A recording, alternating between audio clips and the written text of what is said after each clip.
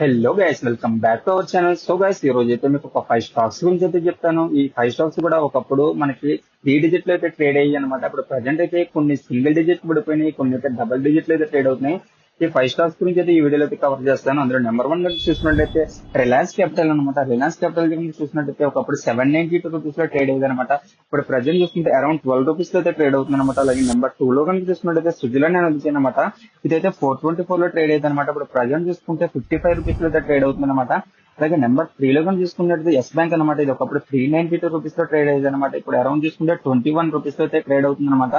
అలాగే నెంబర్ 4 లో కానీ చూసుకుంటే యూనిటెక్ అనమాట. యూనిటెక్ అనేది ఒకప్పుడు 521 లో అయితే ట్రేడ్ అయ్యేది. ఇప్పుడు అప్రాక్సిమేట్లీ 7 రూపీస్ లో అయితే ట్రేడ్ అవుతుంది అనమాట. అలాగే నెంబర్ 5 లో కానీ చూసుకున్నట్లయితే వడాఫోన్ ఐడియా అనమాట. వడాఫోన్ ఐడియా ఒకప్పుడు 188 లో అయితే ట్రేడ్ అయ్యేది అనమాట. ఇప్పుడు అరౌండ్ చూసుకున్నట్లయితే 8 రూపీస్ లో అయితే ట్రేడ్ అవుతుంది అనమాట. సో గైస్, నేను చెప్పిన ఈ 5 స్టాక్స్ కూడా మీకు యూజ్ఫుల్ అనిపిస్తే మన అకౌంట్ అయితే వెంటనే ఫాలో కొట్టున్నాను. అలాగే మన ఛానల్ ఎవరిని ఇప్పుడు వరకు సబ్స్క్రైబ్ చేసుకోకపోతే వెంటనే సబ్స్క్రైబ్ చేసుకుంటున్నా. ఇలాంటి బ్యూటిఫుల్ వీడియోస్ కోసం మన అకౌంట్ ఫాలో కొట్టండి గైస్.